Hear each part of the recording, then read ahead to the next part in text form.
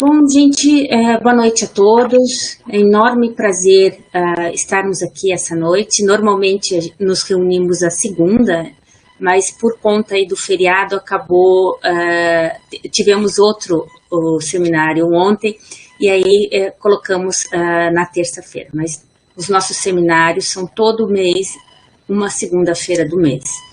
E hoje nós estamos aqui por dois motivos muito especiais. Primeiro, a SBIS está fazendo 35 anos.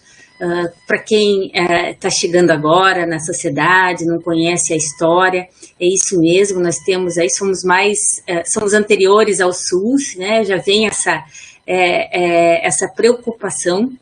E esse momento é muito especial justamente porque convidamos a Beatriz Leão, a doutora Beatriz Leão, para fazer essa apresentação para nós no mês que nós já estamos chegando. Faremos os 35 anos, especificamente no dia 19 de novembro, e a Beatriz é uma pessoa que desde da fundação e antes mesmo, logo depois da sua formação, né, na graduação, ela já passou a ter essa preocupação com a informática em saúde, a informática em médica, saúde digital, e tem uma vasta experiência de fomentar, de apoiar a saúde digital. Então, hoje nós podemos dizer no Brasil que o que nós temos de saúde digital, com certeza, tem muita da participação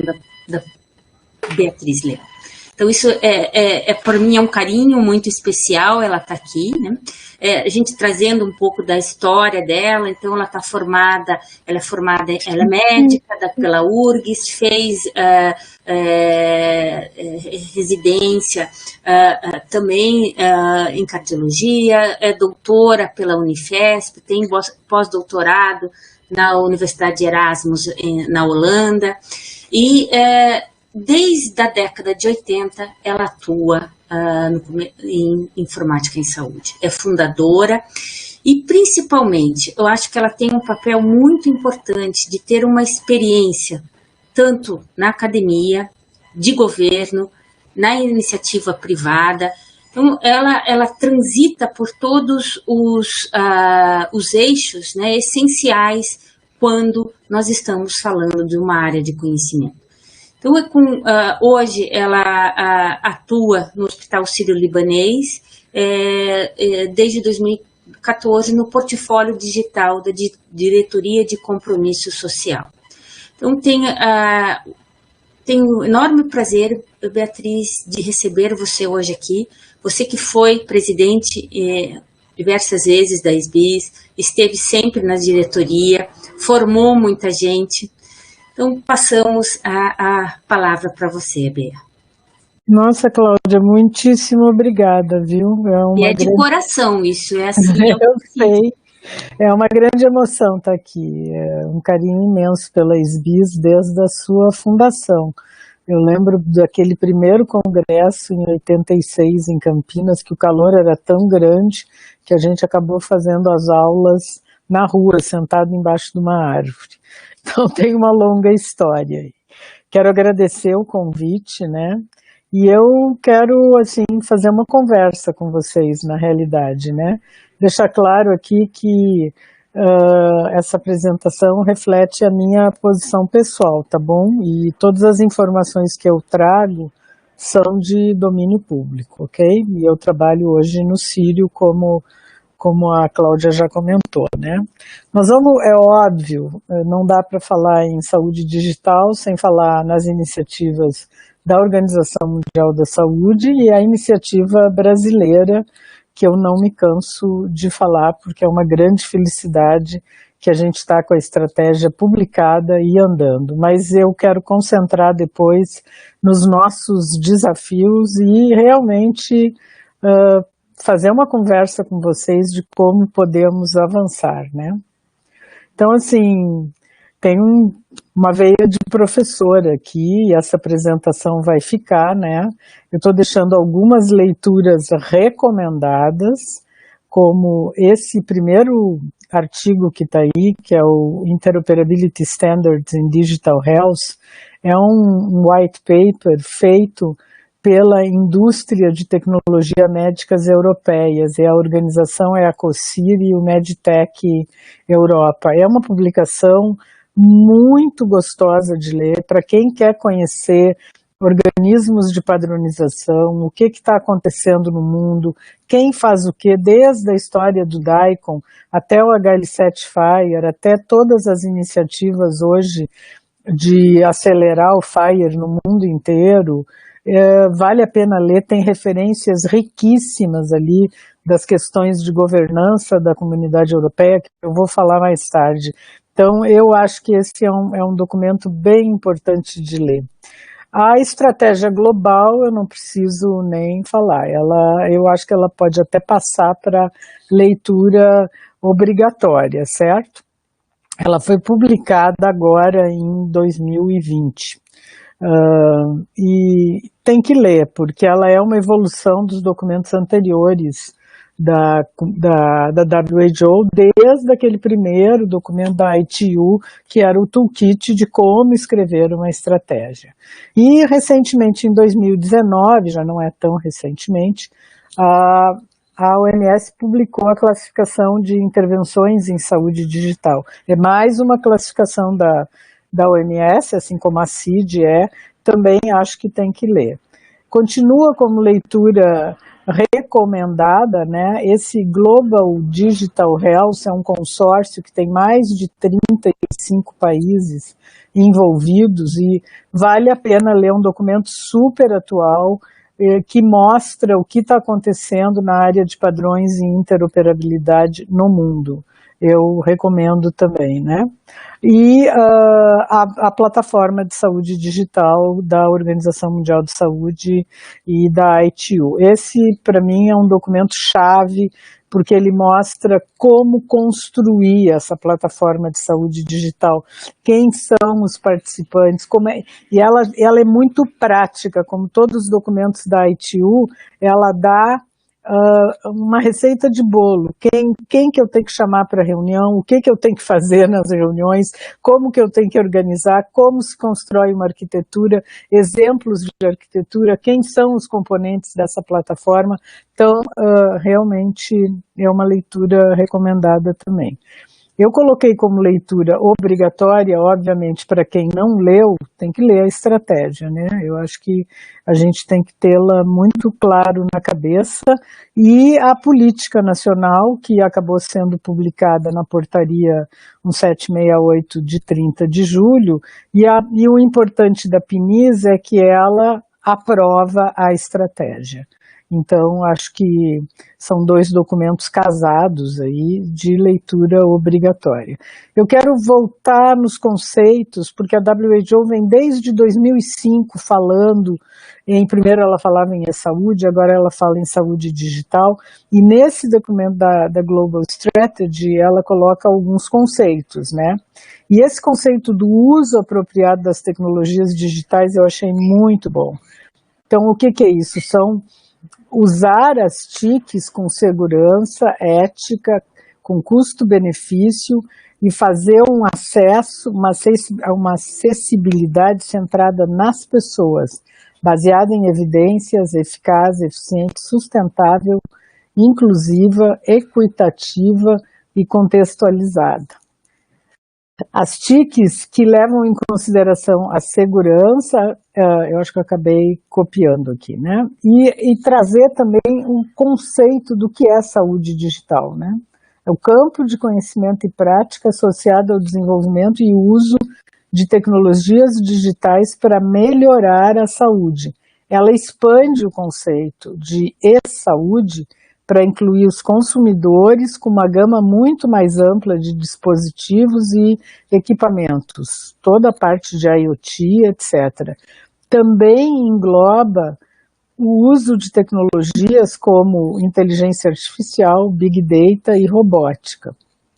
E a e-saúde é o uso seguro, com uma boa relação custo-benefícios das TICs nos campos relacionados à saúde, incluindo vigilância, literatura, educação, conhecimento e pesquisa. Mas o termo hoje é saúde digital, né? Vamos agora dar uma olhadinha muito rápida na estratégia global e vamos mostrar como o documento brasileiro se encaixa na estratégia global, o que é fantástico, certo? Então, se a gente olhar o sumário do plano de ação e quem são os objetivos estratégicos da estratégia de saúde global, a gente vai ver que o primeiro é colaboração e transferência de conhecimento. E alinhar, então, o que se espera com esse primeiro objetivo estratégico? Fazer um alinhamento global para oportunidades e desafios. Perdão. E ter colaboração e parcerias estabelecidas com um arcabouço de colaboração e capacitação. Esse é um enorme desafio. Que tem que se fazer isso no cenário internacional, já é difícil no nacional. Mas vejam que o espaço de colaboração e transferência de conhecimento é um objetivo estratégico primeiro. Então, ter programas, projetos, colaborações e parcerias. E ter um ecossistema digital sustentável. O objetivo 2 é implantar a estratégia. É ter a visão e as ações integradas nacionalmente e ter toda a priorização dos modelos e ter um modelo de maturidade digital desenvolvido e aplicado. Ter a legislação, as políticas, o compliance, a estratégia de investimento, a infraestrutura, serviços e aplicações, ou seja, é botar no ar a estratégia, né?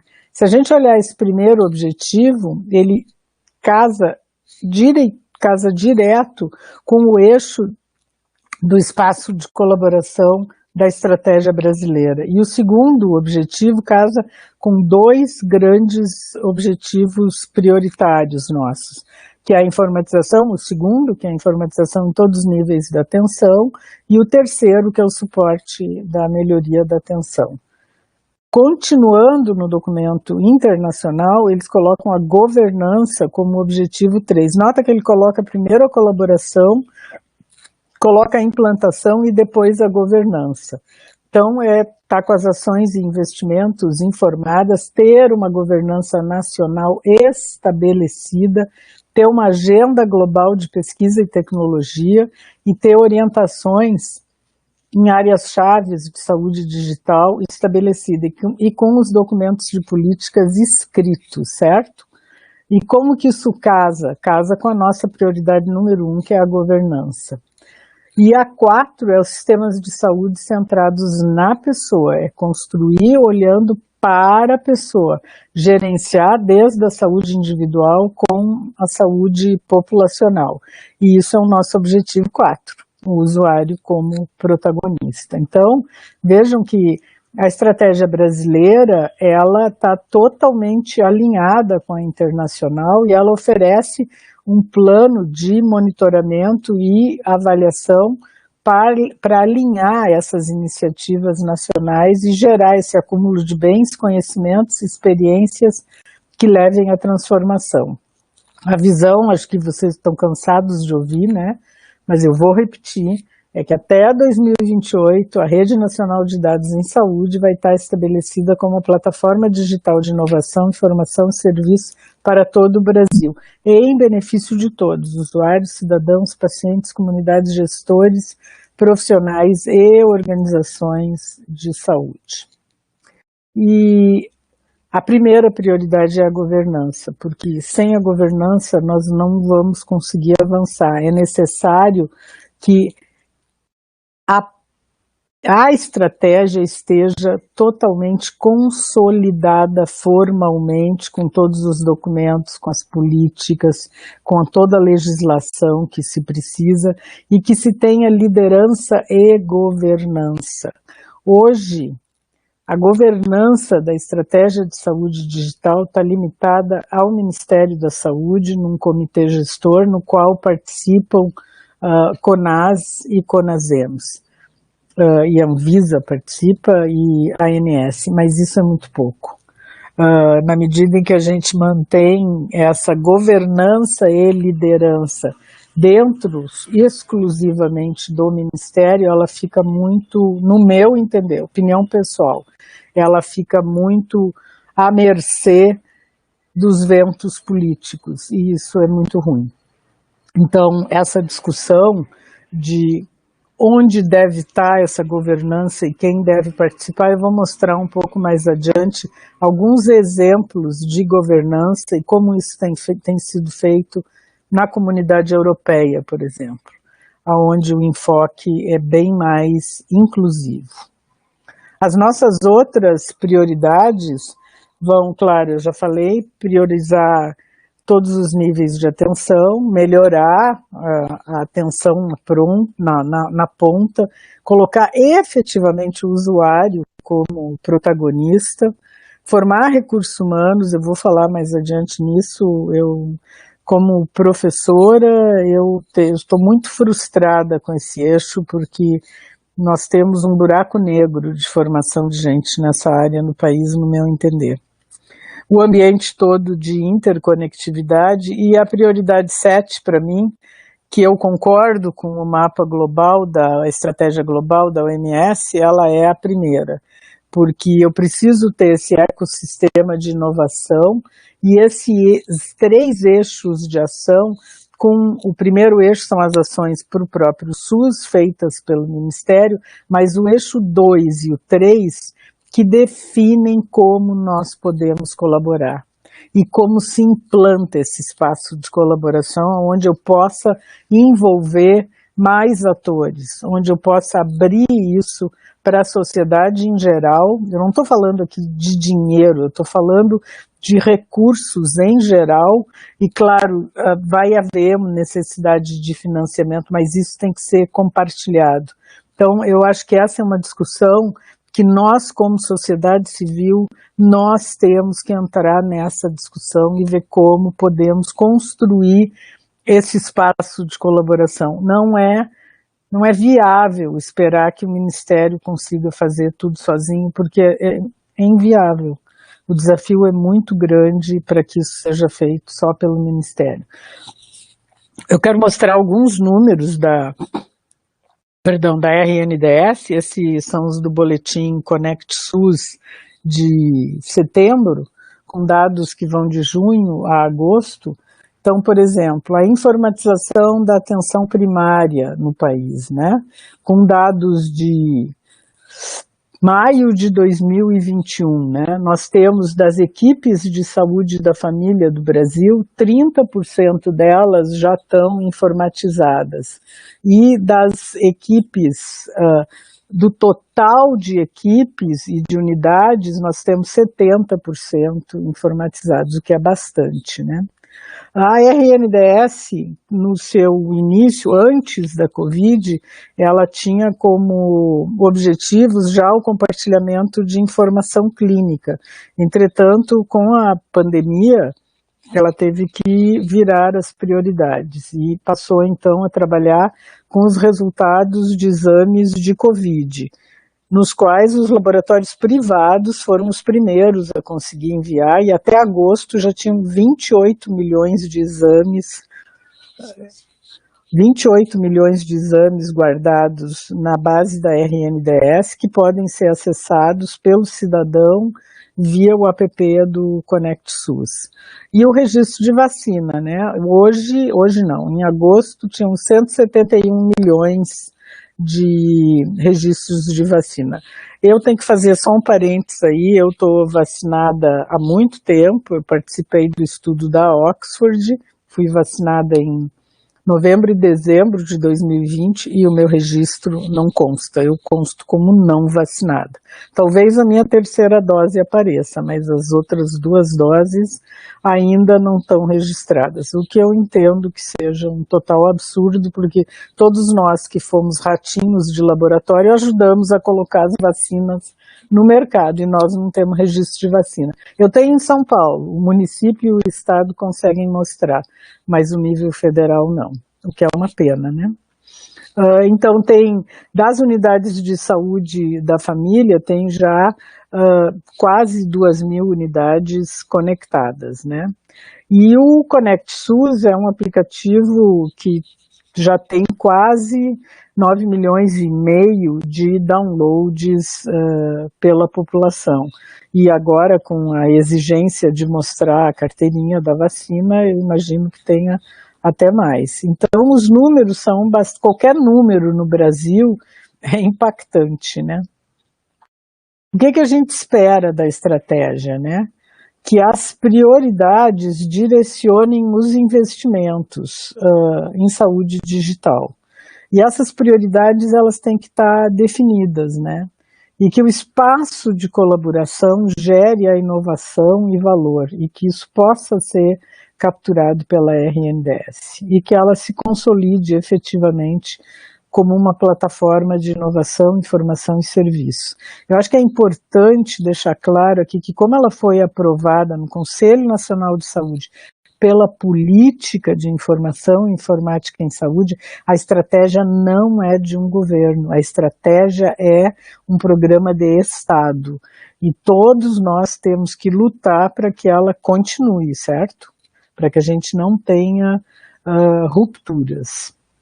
Então, eu vou falar um pouco agora do que eu entendo são os nossos principais desafios, né? A interoperabilidade, os recursos humanos, a governança e o espaço de colaboração. Vamos começar pela interoperabilidade. Todo mundo sabe e pensa e deseja que eu tenha a conexão desde o ponto de atendimento, que pode ser um hospital, mas pode ser a casa do paciente, pode ser a família, com todos os seus diferentes sensores em casa ou no hospital, pode estar conectado com os dispositivos pessoais, certo? Toda a questão dos vestíveis, relógios, sensores, medidores de glicemia, oximetria, que agora todo mundo tem em casa, certo?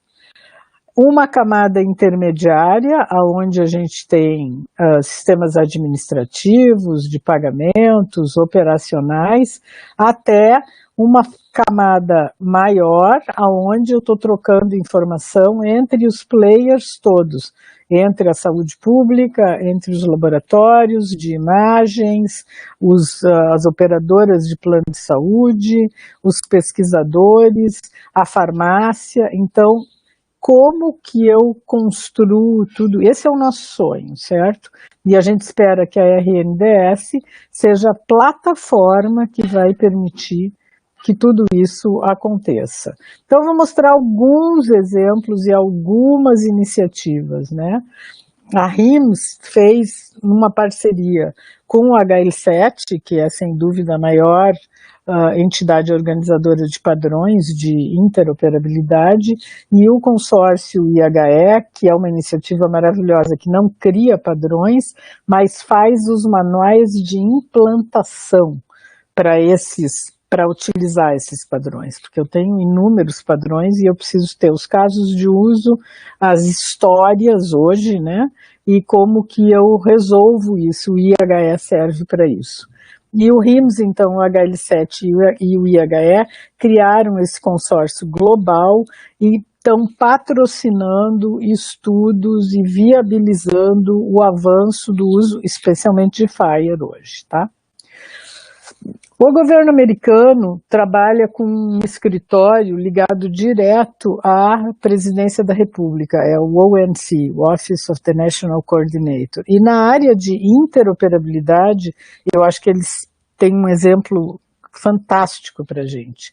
Eles têm 2 documentos que eu coloquei aqui para vocês, né, uma visão de 10 anos para atingir uma infraestrutura interoperável na área de TI e o roadmap de como fazer isso. Os Estados Unidos, assim, é muito avançado na área de informatização, tem várias redes conectadas, mas lá essas redes estão conectadas em torno de uma solução hospitalar, que normalmente é da Cerner, da Epic, do Allscripts, e essas redes conversam entre si. Conversar de uma dessas redes para outra é um desafio também. E hoje, no programa de certificação que o governo americano tem, para a certificação 2022, o padrão é FHIR. Então, acho que é importante ter isso, né?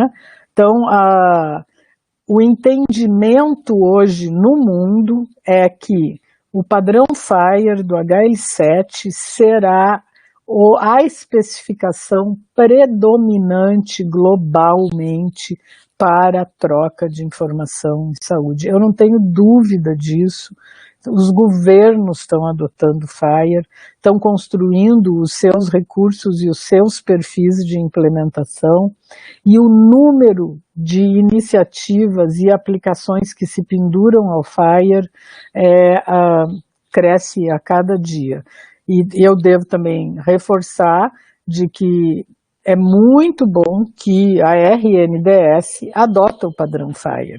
E a gente sabe que foi uma curva de aprendizado dura aí para os laboratórios que não conheciam nada de padronização, que tiveram que adotar os recursos FHIR para poder conversar com a RNDS, e um grupo de alguns poucos profissionais que têm já esse conhecimento no Brasil ajudaram a construir tudo isso. Quero fazer aqui, dar meus parabéns para o HL7 Brasil, que tem feito um esforço na pessoa aí do Gabriel, do Guilherme, oferecendo cursos e capacitando pessoas no uso desse padrão, porque, como eu disse, nós temos um buraco negro de formação de recursos humanos e nós precisamos que os nossos profissionais aprendam a trabalhar com FHIR. Isso é obrigatório hoje. Então, nós vamos ter que, como a gente diz, leapfrog, né? Eu não conheço nada de padrões, nunca aprendi nem HL7 versão 2, e agora eu vou ter que voar para o FHIR. É isso mesmo. Nós vamos leapfrog e você vai ter que entrar direto nesse mundo JSON REST, que a maioria dos programadores já conhece, mas não conhece os recursos FHIR. Então, tem uma curvinha de aprendizado aí, né? De novo, eu estou colocando 2 artigos aqui que mostram, são 2 artigos de revisão de literatura. Esse primeiro, de 2019, ele mostra, inclusive, quem são os recursos, né? Hoje nós temos mais de 150 recursos, que são os diferentes perfis da área clínica, administrativa, etc.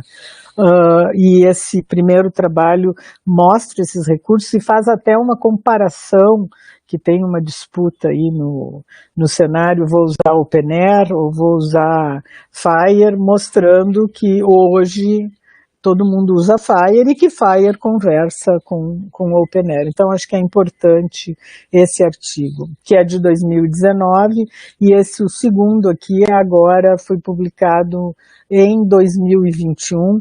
Eles não, do ponto de vista de conteúdo, eles reforçam que o uso é clínico e quem são os recursos que estão sendo mais utilizados no mundo, tá? Então, assim, a ideia é que todo mundo migre para o FHIR. Não importa se você está trabalhando num prontuário eletrônico, se você está fazendo uma central de regulação, se você está fazendo pesquisa, uso secundário para saúde pública, serviços SADT, imagens, pagadores, prestadores, suporte à decisão, todo mundo trabalhando com FHIR.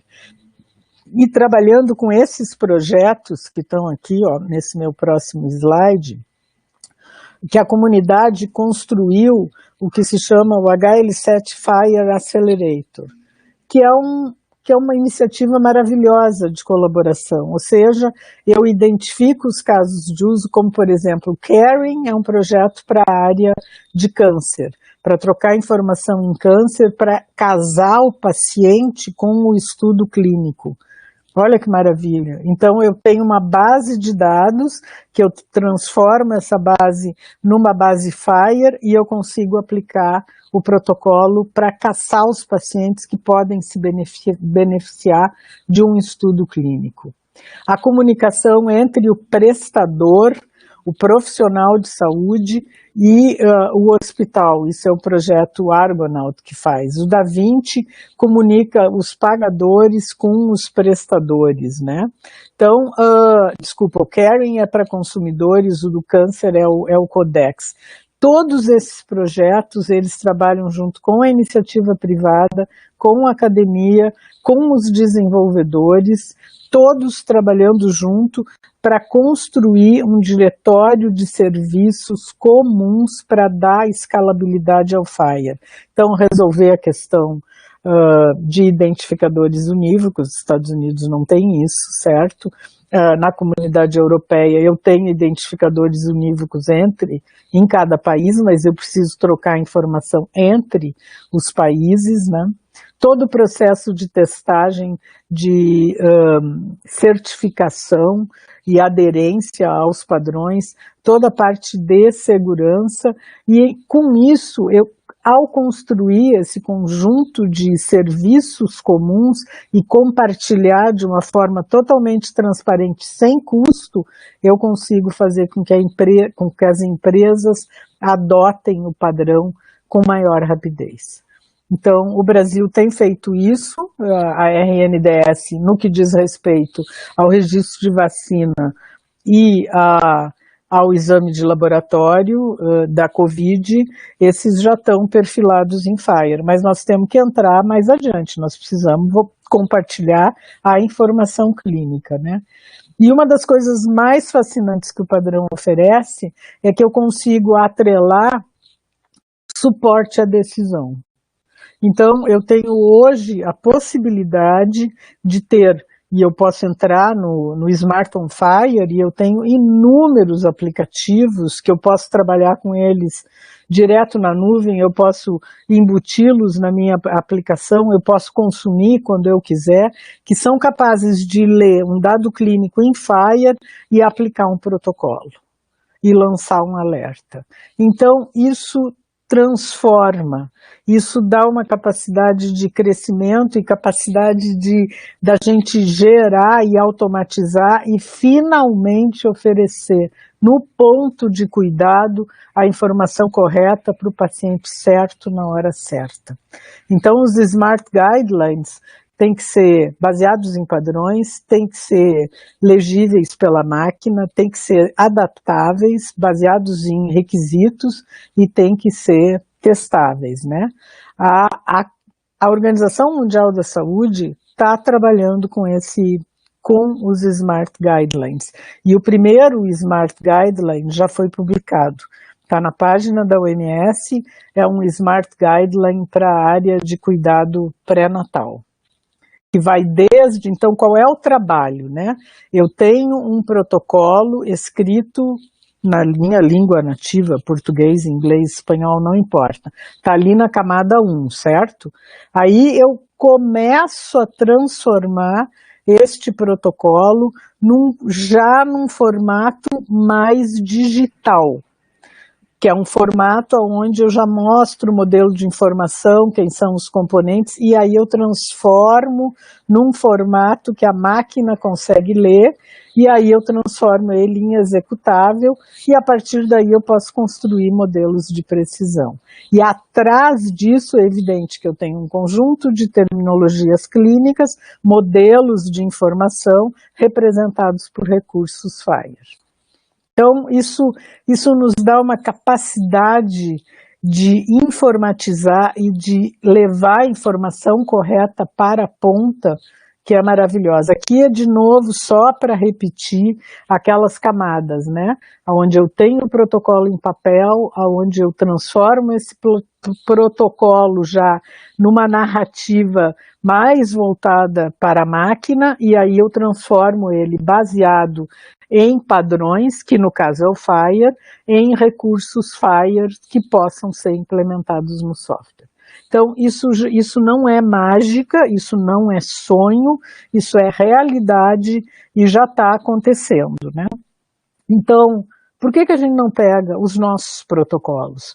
Os protocolos de encaminhamento da atenção primária para atenção especializada, transforma nos Computable Care Guidelines, que são, esse é o nome da iniciativa dentro do FHIR, certo? Eu pego um protocolo que está escrito em português e eu sigo aquele caminho de destrinchar este protocolo numa representação FHIR e, por que não, conectá-lo ao PEC e mostrá-lo via Connect SUS, e isso estaria disponível na RNDNS, poderia estar disponível na Central de Regulação, mas especialmente poderia estar disponível lá na ponta para um médico da atenção primária que está atendendo esse paciente. Transformar essa base do PEC numa base que seja capaz de ser mapeada para recursos FHIR, para que a gente possa utilizar o que já está disponível na nuvem,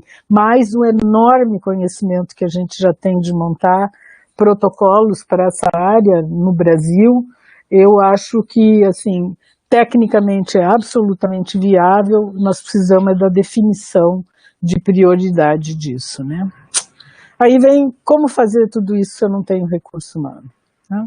Nós não temos recurso humano. Em 2018, a sociedade, a SBIS, entrou com um pedido no Conselho Federal de Medicina para criar especialidade médica no Brasil de informática médica. O pedido está lá desde 2018, está na Câmara mista de especialidades médicas e a gente espera que seja aprovado. A ideia é que isso seja uma área de concentração da Sociedade Brasileira de Medicina Preventiva.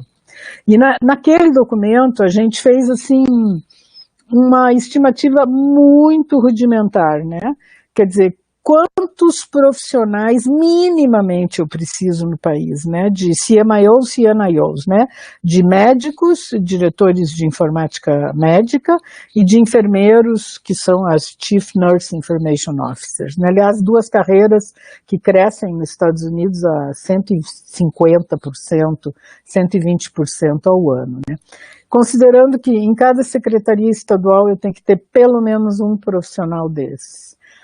Numa Secretaria Municipal de Saúde de todos os municípios acima de 200 mil habitantes, em todos os hospitais com mais de 200 leitos, e em todas as operadoras com mais de 100 mil vidas. Nós estamos falando baixinho, de 2.070 profissionais que teriam que ser formados para serem líderes capazes de executar projetos e entender de que a RNDS não é mais um sistema de informação do SUS, como eu acabei de ler num artigo que me mandaram para avaliar.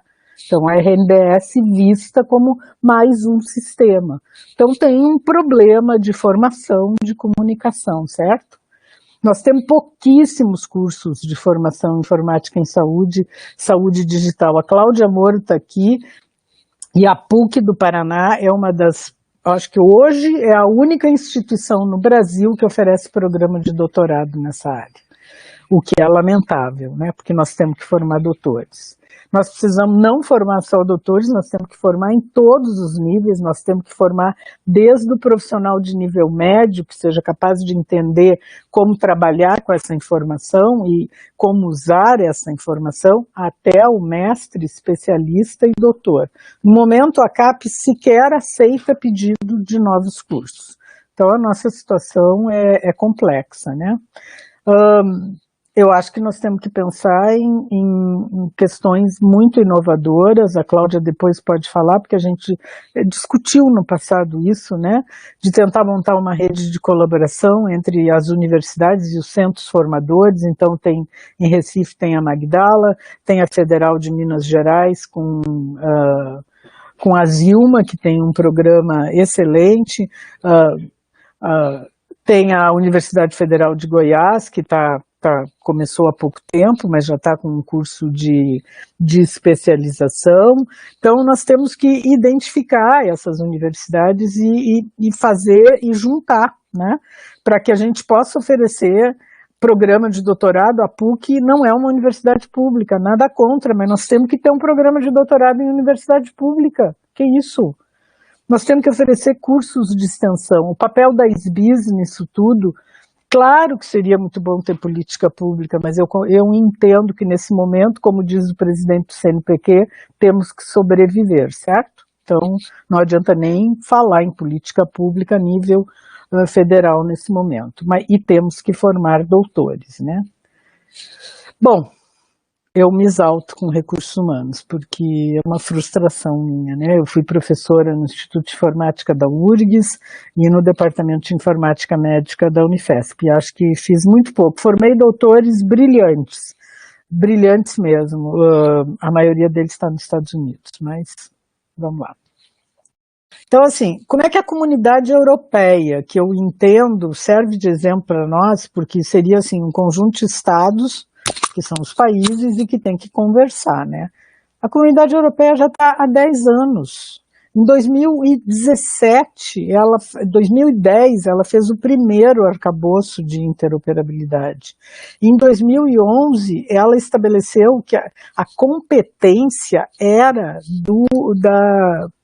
da Assembleia da Comunidade Europeia para discutir todas as questões de saúde digital.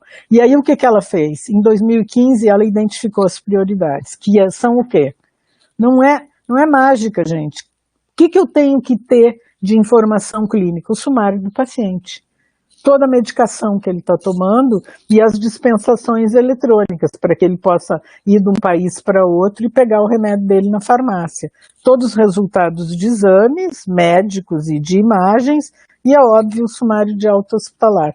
Eu acho que, por mais que a gente discuta, nós não vamos fugir disso aqui. Nós podemos mudar a ordem da imagem médica, dizer, a imagem nós vamos deixar por último, nós vamos subir o sumário de alta hospitalar. Mas vai ser isso.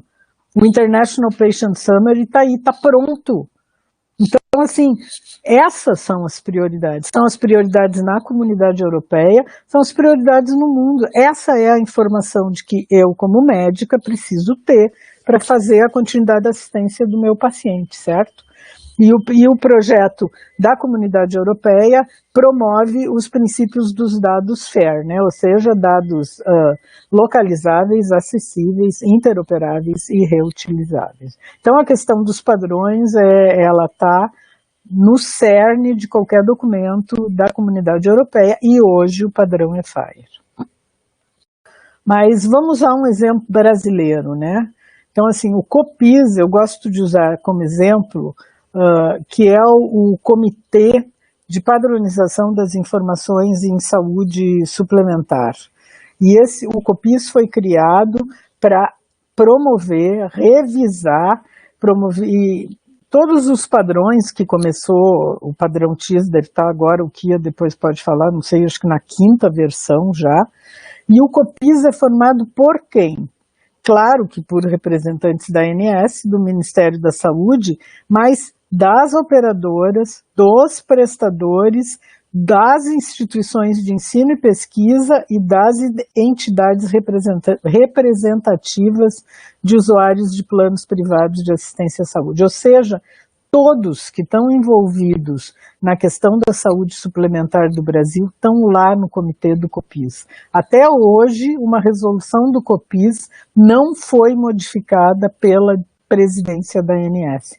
Essas resoluções são aceitas. Da briga, no início, até aprender a trabalhar nesse ambiente, levou algum tempo. Hoje, o COPIS tem os grupos técnicos, cada um cuidando da sua coisa, do seu domínio. A SBIS tem participado muito da parte de segurança, o Kia depois pode falar. Então, este é um exemplo onde eu abro para a comunidade participar. E já houve várias trocas de governo e o COPIS está firme e forte, ajudando a ANS a botar o seu padrão, que hoje é utilizado por toda a área de saúde suplementar, né? O outro exemplo maravilhoso que o Brasil tem e que ninguém discute, que é um enorme sucesso, é o nosso comitê gestor, né? Que tem a atribuição de controlar toda a internet do Brasil, a alocação do endereço IP e do ponto .br, promove estudos, as publicações, o TIC Saúde vocês conhecem, é uma publicação, eu não botei lá, né, mas é de leitura obrigatória também. Olha a composição do comitê gestor da internet, do comitê gestor do CGI.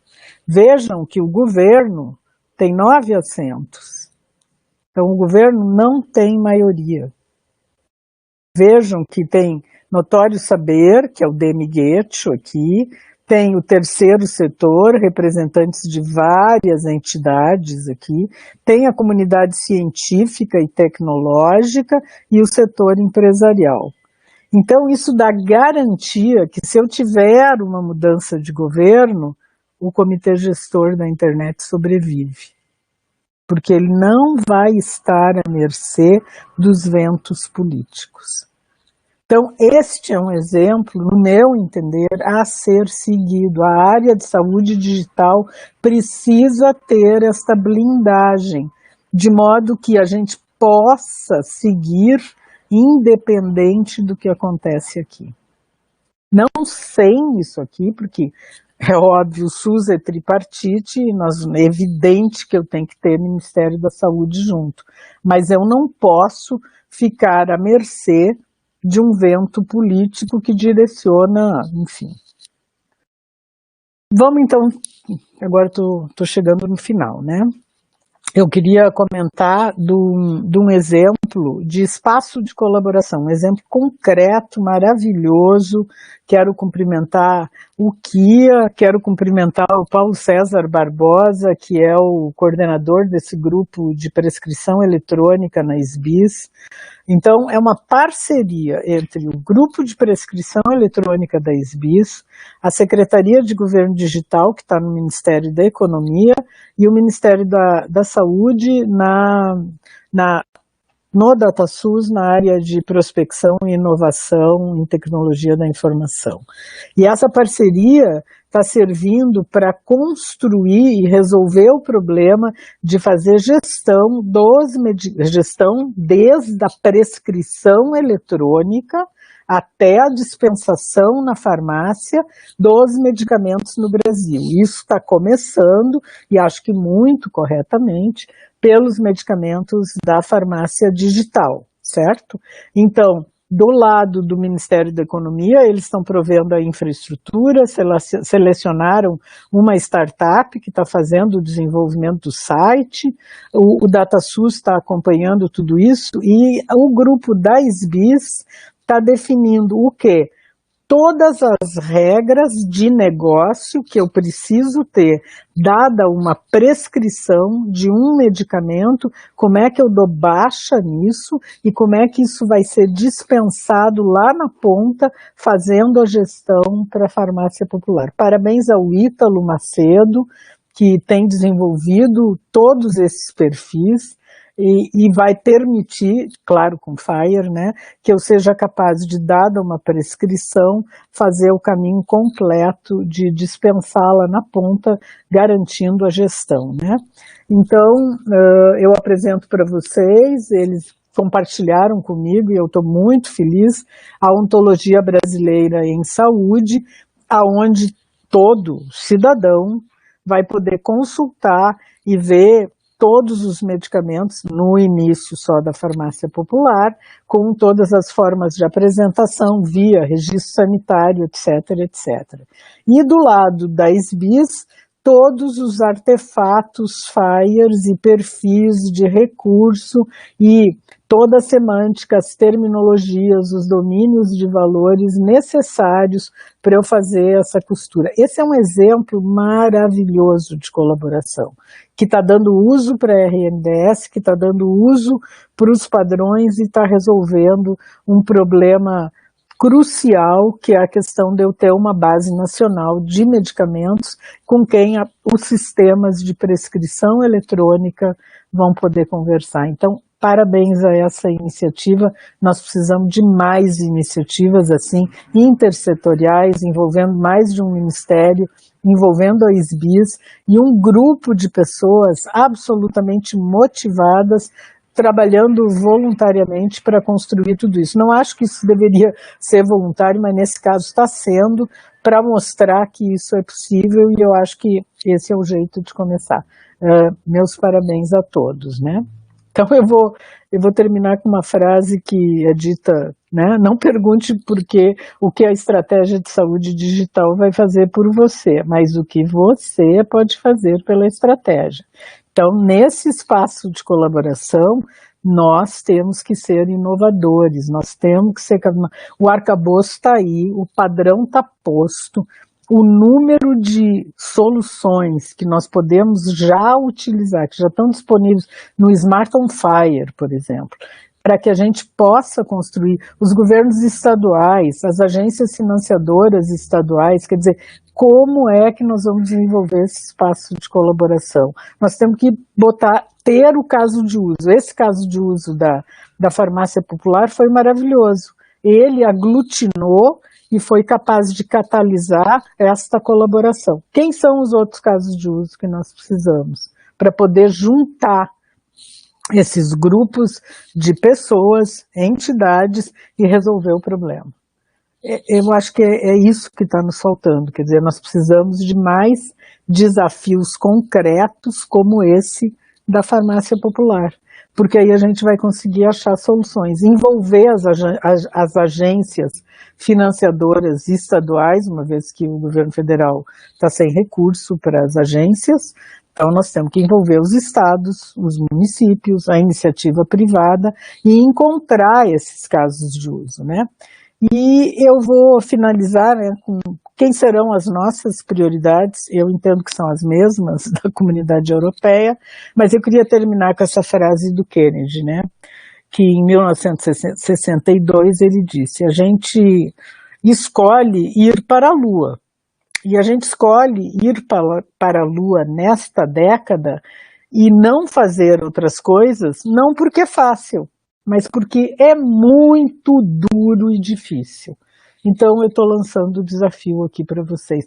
Nós precisamos ajudar a construir esse espaço de colaboração. E depende de nós. Nós temos que ser capazes de sentar, conversar e resolver as questões de interoperabilidade, porque a tecnologia está aí, a competência está aí, ela é pouca, nós temos que ajudar a formar, mas nós temos que trabalhar junto. É isso, gente. Comentários, muito obrigada.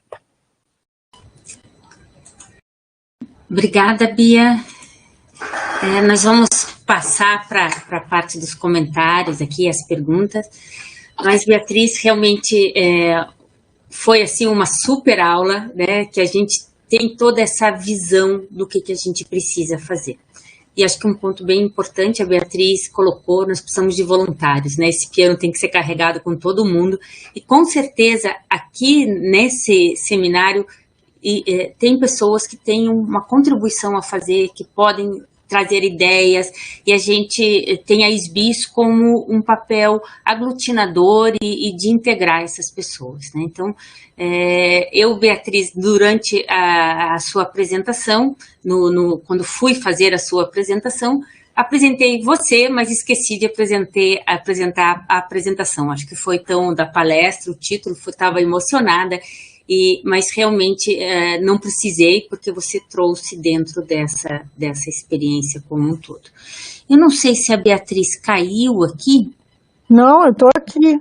É que você sumiu, por isso que eu achei que você está... Não, eu achei que a minha câmera parou, não, mas eu estou aqui. Não, tudo bem. Eu falei assim, como a gente sabe que essas... Bom, então, vocês podem colocar as perguntas aqui no chat. Se alguém quiser abrir para fazer alguma pergunta, abrir o microfone, né? Vamos aproveitar esse momento. A primeira pergunta a gente tem aqui da Rosiellen. Levando em consideração os programas de pós-graduação e doutoramento em tecnologia em saúde são de caráter multiprofissional, Como a professora vê a participação, importância e papel ativo dos demais profissionais dentro do cenário de recursos humanos, para que, dentro do cenário dos recursos humanos, para que esse cenário deixe de ser uma carência, né? Inclusive, ela coloca o lado dela, que ela se apresenta, que ela é psicóloga e mestre em tecnologia em saúde, né? E até ela é pela PUC, agora que eu estou vendo aqui, né? Rosielen, excelente a sua pergunta, e eu, assim, peço desculpa se eu dei a impressão do CMIO, que eu estava excluindo as demais carreiras, né?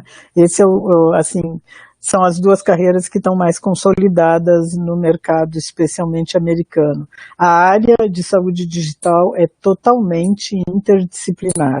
Nós precisamos das competências de várias áreas, desde a área de engenharia, matemática, física, psicologia, toda a área que você está, tem um trabalho fantástico agora, trabalhando com psicologia cognitiva, inteligência artificial, para melhorar a capacidade de tornar esses sistemas mais usáveis e não deixar o médico ficar 2 horas lá tentando preencher tela. Então, todos os profissionais, esses programas têm que ser abertos a todo e qualquer profissional que tenha um curso superior. Você tem toda a razão. Certo. Não, posso falar, professora Cláudia? Claro. Obrigada pela oportunidade. Quando a professora mencionou, eu com certeza não imaginei que a professora colocou esses profissionais, mas sabiamente tem os demais, né? Eu só perguntei mesmo para saber o seu ponto de vista, porque eu, como psicóloga, vejo que essa carência ela existe, mas os outros profissionais eles têm um papel extremamente fundamental e que vem a reforçar esse cenário carente que eu concordo com a professora, realmente ele existe, né? Com certeza, e a gente precisa de todos vocês, entendeu? Acho que a Cláudia deve ter experiência de trabalhar com profissionais de diferentes áreas. A gente deu o curso de especialização no Sírio e eu trabalhei com profissionais de diferentes áreas de formação, odontólogos, engenheiros, cientistas da computação, médicos, enfermeiros, enfim. E é muito gostoso ter uma turma interdisciplinar. A troca é muito grande e todo mundo cresce, né? Tem uma pergunta boa aqui também, que é a do SNOMED, né? Gostaria de saber a opinião da professora sobre a não utilização do SNOMED CT. A Sandra, né? Eu acho lamentável, certo? O SNOMED CT é o maior vocabulário médico e é o único que é capaz de representar a informação no ponto da atenção. Os demais vocabulários que a gente trabalha no Brasil são classificações com olhar de pagamento, então elas não servem para representar o ato profissional. Alguém pode contestar que o CID-11, que nós não temos nenhuma experiência no Brasil, o que é também lamentável, está um pouco mais próximo do ponto da atenção. Isso é verdade, o CID-11 agora está um pouco mais próximo. Então, nós deveríamos sim ter seguido com o SNOMED CT, na minha opinião, deveríamos ter identificado o caso de uso e começar a trabalhar com ele, especialmente nos eixos que nos dizem mais respeito, como, por exemplo, o eixo de procedimentos e o eixo de achados, né? No Sírio-Libanês, nós fizemos um exercício, o Sírio tem assinatura, agora não renovou, mas chegou a ter a assinatura da cópia do SNOMED intra-Sírio, e nós fizemos o exercício de mapear todos os nossos procedimentos cirúrgicos para o SNOMED CT, para poder trabalhar melhor com análise de dados. E foi uma experiência fantástica e muito bem sucedida. Então, eu não vejo muita saída. Nós temos que adotar um vocabulário que esteja perto do ponto de atenção para registrar o ato assistencial. E esse vocabulário hoje no mundo é o SNOMED. Acho que a adoção do LOINC pela RNDS para os exames de laboratório da Covid foi acertadíssima e nós poderíamos começar pelo LOINC, elencando quem são os exames, por exemplo, que a gente usa na atenção primária, no pré-natal, e já trabalhar com eles com o LOINC. Se vocês lembram lá do PEC, ele tem uma série de fichas e de acompanhamento do pré-natal com uma série de exames. Esses exames já poderiam começar a ser mapeados para o LOINC, que agora também está mapeado para o SNOMED CT. Então é importante ter o caso de uso. Ninguém vai traduzir o SNOMED inteiro, né? A gente precisa ter o caso de uso e a partir do caso de uso eu construo o meu reference set. O que o Ítalo escreveu? Daqui a pouco a gente vai correr atrás para montar. Sem uma terminologia de referência fica difícil. Exatamente. É exatamente isso, Ítalo. Se eu não tiver um vocabulário de referência, uma ontologia para poder fazer isso, eu não vou conseguir. Eu não uso OMOP, eu não consigo ter interoperabilidade semântica, né? Então, eu preciso um vocabulário para o ponto da atenção. Alvina, eu sou biomédica, faço especialização em informática em saúde. Penso em realizar um projeto, é viável entre o setor público? Alvina, isso já existe, né?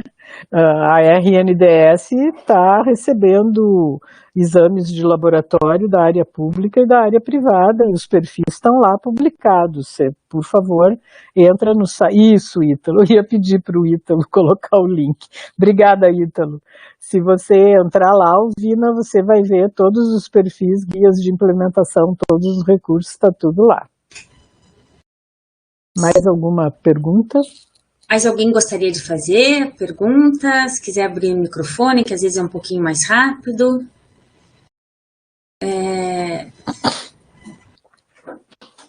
A Rosemary está escrevendo. Fala, Rosemary. Oi, Kia. Está entrando aí.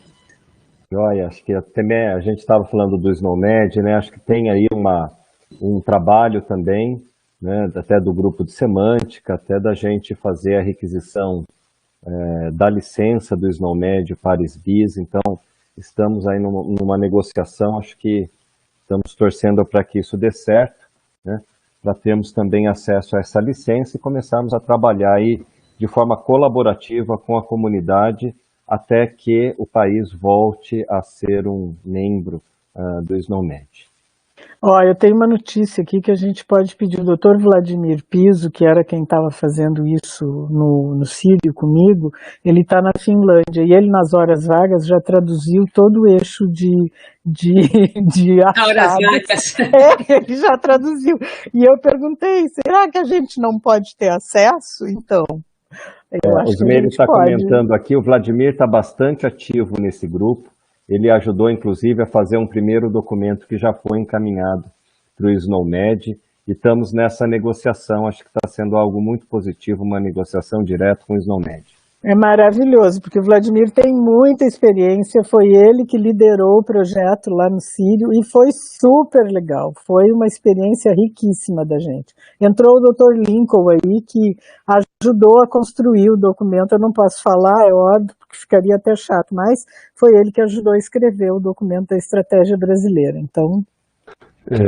Boa noite a todos, é muito legal ver a SBIS puxando esse tema, e... assim, de todas as coisas que foram ditas, eu acho que o que tem de novo na estratégia em relação a outras iniciativas do Ministério é o espaço de colaboração, né? Então está aprovado no Conselho Nacional de Saúde que o desenvolvimento da estratégia deve contar com um espaço de colaboração público-privado que deve ser eticamente adequado, deve ser regulado, regulamentado, mas que ele permita que as empresas públicas e privadas colaborem para desenvolver aplicações, conceitos, inovações, modelos de serviço, o que for, para serem testados, né, no espaço chamado no ambiente de interconectividade, que é uma das prioridades, de maneira que se possam testar coisas e colocar coisas em prática, né, contribuindo para o desenvolvimento da saúde digital brasileira, né, em vez de ficar tudo nas costas da DataSource, que é impossível de atender todas as demandas, inclusive porque ele tem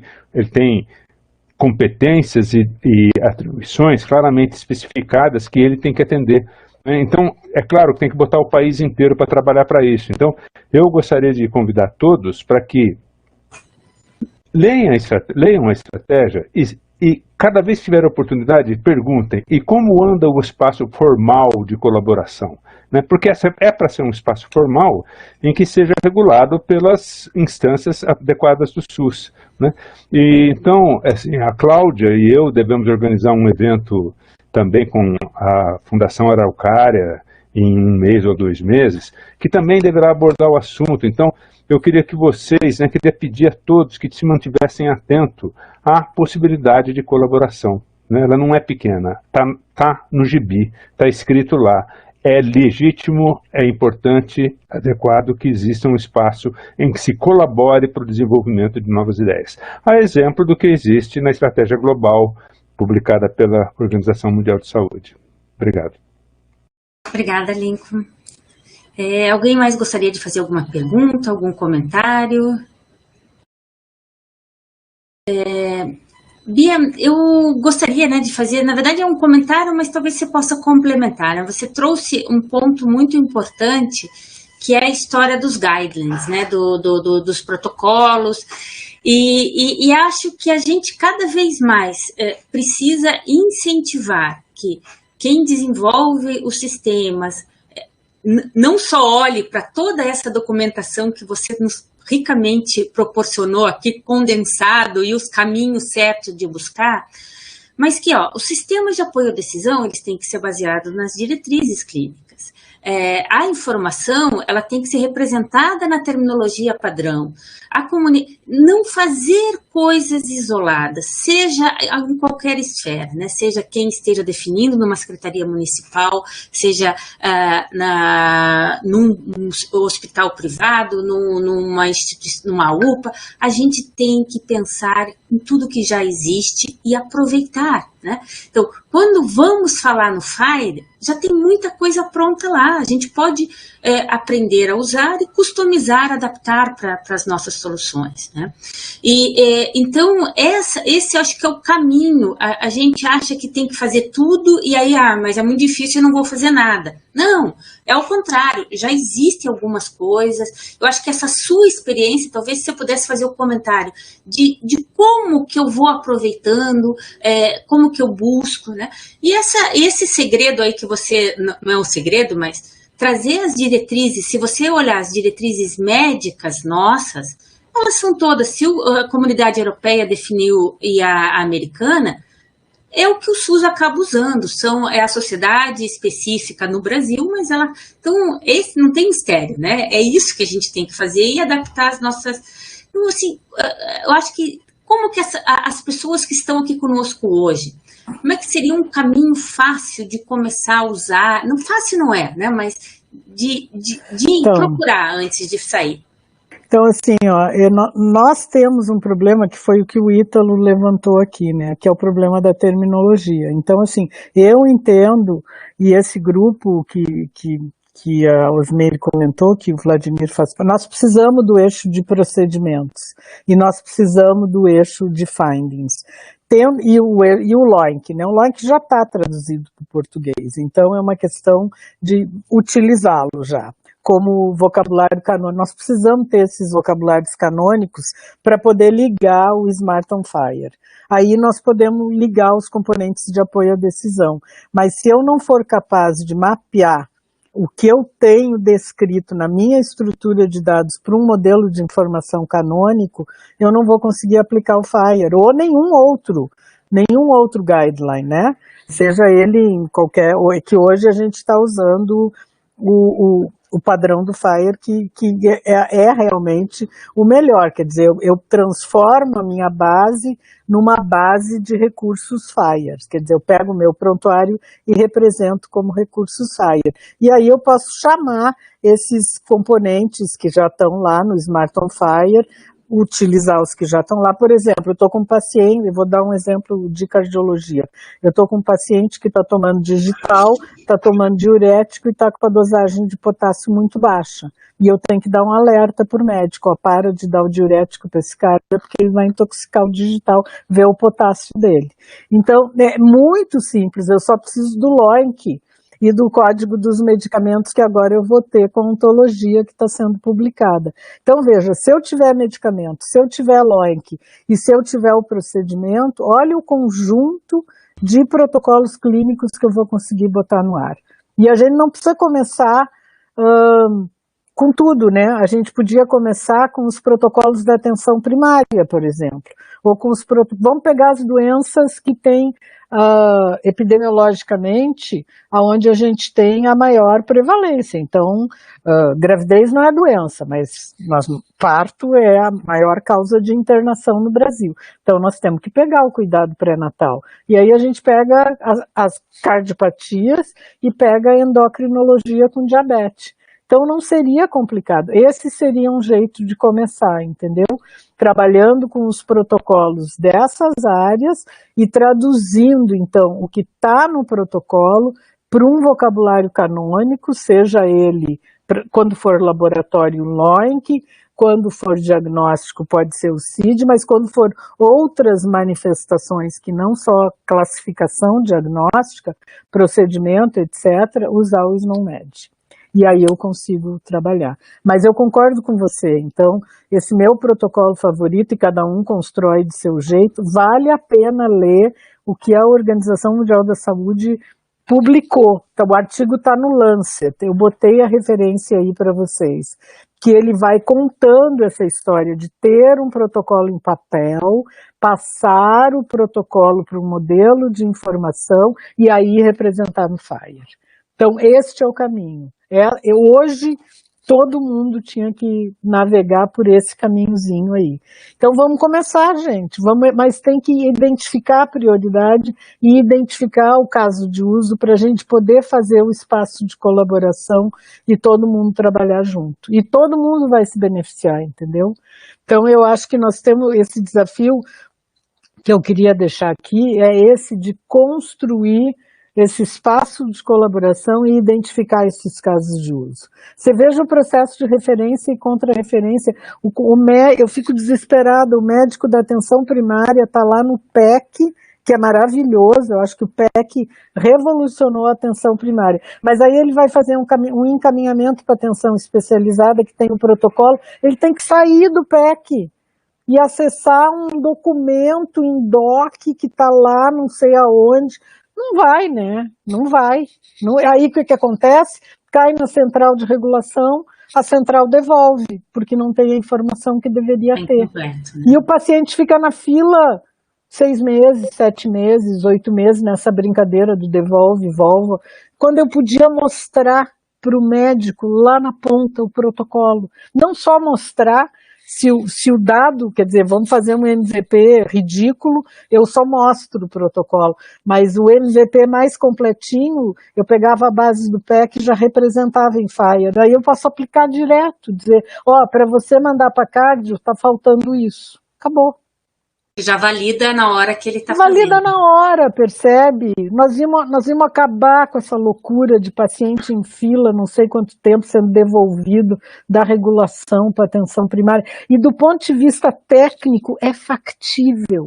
É factível, meu Deus do céu. Elenca o caso de uso. Nós temos que achar um secretário de saúde que tope. E aí a gente consegue fazer, entendeu?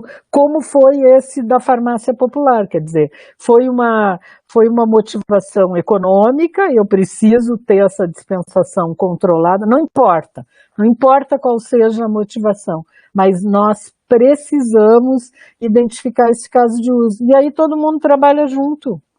O Ítalo forma mais não sei quanta gente aí, porque ele sozinho não vai dar conta. Mas enfim, e o Guilherme lá está formando mais gente, né? Agora o curso está caminhando aí para formar mais gente para a RNDS. Nós precisamos formar gente. É um desafio enorme, Cláudia. Eu acho que aí até você me trouxe, né, um puxão de orelha que eu achei bom, né? Que a gente tem que trazer esses grupos aí, formar essa rede e trabalhar. Então, colocamos aqui a todos vocês, a SBIS é esse ponto de encontro, seja para fazer esses casos de uso, a gente pode pode identificar, abrir alguns chamados e colocar as pessoas trabalhando. Não façam sozinho, façam em conjunto, que a gente faz muito melhor, né?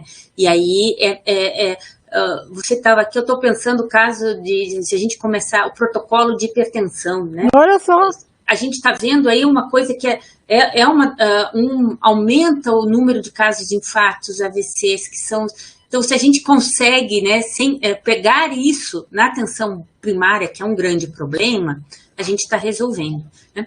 E vou colocar uma outra questão aqui, Beatriz, que essa é uma percepção minha e é o que a gente vem trabalhando. Talvez a minha visão é que a gente não precisa traduzir o SNOMED num primeiro momento, né? E a nossa iniciativa é que, da própria evolução que o profissional médico, a enfermagem, coloca no prontuário do paciente, a gente extraia, a gente mapeie os achados para o SNOMED, os procedimentos, e estruture o FIRE, né? Estruture o arquétipo, ou enfim, né? Se a gente está usando, né? Então, é isso que a gente vem trabalhando. Eu estou falando isso pessoal, né? O meu grupo de pesquisa, mas que também a gente está aí com muitas necessidade de recursos humanos. A gente faz toda uma parte de arcabouço, artefatos de processamento de linguagem natural para extrair essas informações. E hoje a gente tem, e aí também estamos trabalhando com o Instituto Coração, né? Estou voltando um pouquinho aí aonde foi o meu grande, e eles estão com o SNOMED, eles estão com a licença do SNOMED também, e a ideia é um projeto grande deles, com uma base para processamento de linguagem natural, toda identificada, anonimizada, para a gente justamente poder fazer essa continuidade do cuidado, né?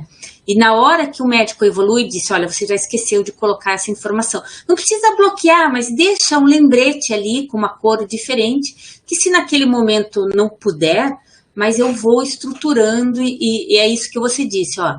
Para ir para a central de regulação você vai ter que definir alguma coisa aqui, ou pede uma nova informação, pede para alguém checar.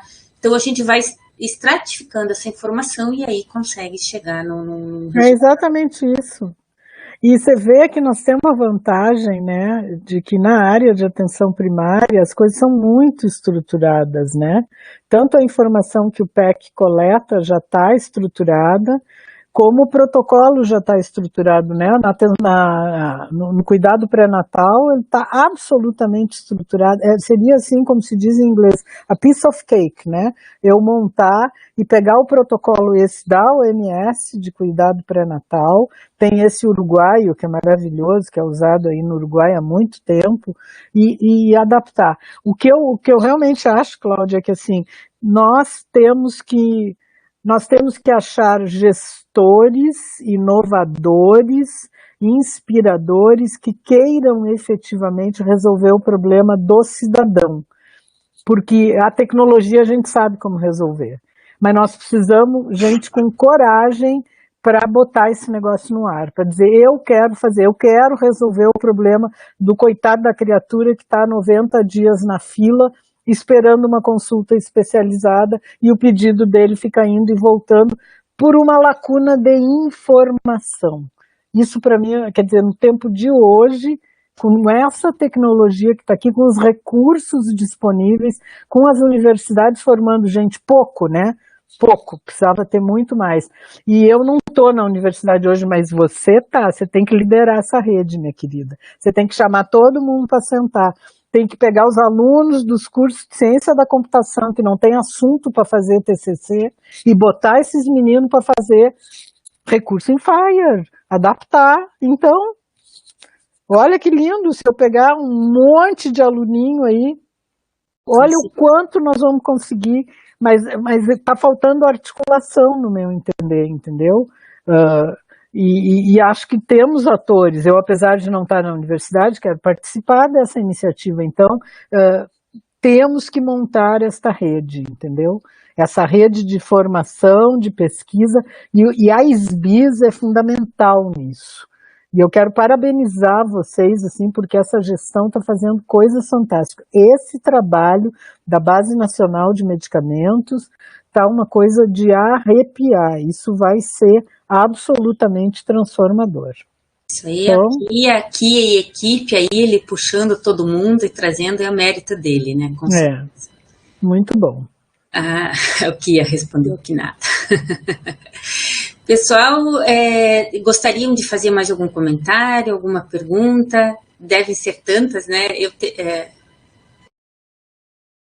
Certo, ele está comentando do Ítalo. O Ítalo é transformador, né? Eu não, assim, o Ítalo, eu acho que hoje ele está no Brasil porque ele quer, porque ele poderia trabalhar em qualquer lugar do mundo e ele está ajudando a formar a gente, o que é maravilhoso. Então, de coração, muito obrigada, viu? E eu acho que o Paulo César Barbosa, que está liderando esse grupo da prescrição eletrônica, merece também todo o nosso aplauso. Bom, Beatriz, nós vamos chegando ao final aqui, acho que poderíamos passar a noite conversando, agradecer a todos vocês que participaram, Lincoln que veio trazer também a sua experiência, participar aqui conosco, é muito bom, é muito gratificante a gente ter esse conhecimento, e com certeza, essas pessoas, Ítalo, todo o grupo que está aqui, eu vou esquecer, não consigo identificar, que estão formando pessoas, a gente tem que agradecer. E aproveitem a SBIS como um ponto de contato, né? Então a gente está aberto, vocês podem liderar iniciativas aqui dentro, nós precisamos de voluntários, né, para a gente tocar isso e fazer as coisas funcionarem, né? Então todos nós temos um papel muito importante, um pouquinho que cada um de nós fizer, com certeza nós vamos fazer esse sonho aí da Bia, Lincoln, Kia, todos que a gente vem há tanto tempo, né? Então, agradeço enormemente o tempo de vocês e principalmente, Beatriz, a sua participação. Eu sabia, né, que eu acho que essa trajetória que você trouxe hoje é a trajetória da sua vida também, né, que ela faz parte, né, que você fomentou, criou, né, grupos de pesquisa, criou serviços, foi no governo, né, pediu para não criarem sistemas isolados, vamos, né, isso há mais de 20 anos, né, a gente lembra da Bia já comentando. Então, acho que isso é o nosso papel, né, é a gente aproveitar e trabalhar em conjunto, que a gente é muito mais forte e consegue fazer. E eu aqui, em nome do Kia, estou colocando a SBIS, né, como esse ponto, né, de contato para a gente identificar. A gente tem vários grupos de interesse, a gente pode criar mais um, com reuniões periódicas, para que as coisas não morram e cada um venha participar, né? E não venha só conhecer, pode vir conhecer, mas venha fazer um pedacinho, porque com certeza você tem aí alguma coisa para contribuir. Muito obrigada, Bia. Muito obrigada, Elquia. Eu que agradeço a oportunidade. Eu estou vendo vários ex-alunos aqui, uma delícia, o André Pérez, a Mara. Oi, André, oi, Mara, que bom ver vocês aqui. A professora Ilara, nossa, um monte de gente, mas que maravilha ver vocês. E Kia, vamos abrir um espaço, se for possível, na SBIS para discutir essas coisas e tentar identificar essas prioridades. Não, tá bom, gente. Só para fechar também, acho que, né, Cláudio estava falando da trajetória e aqui, né, Lincoln e Beatriz, né, que estavam até mais próximos, foram a minha grande inspiração, né? Então, acho que essa é uma continuidade, né? Se tem alguma coisa que a gente consegue contribuir, fazemos isso porque fomos inspirados, né? E, né, nos enchemos dessa vontade de transformar, né? Isso só vem de inspiração, isso não nasce sozinho. Então, espero conseguir carregar um pouquinho dessa sementinha e passar também, né, Cláudia? Acho que nossa missão também de passar isso para que todos também se sintam tão cheios, né, e tão satisfeitos nessa jornada, né?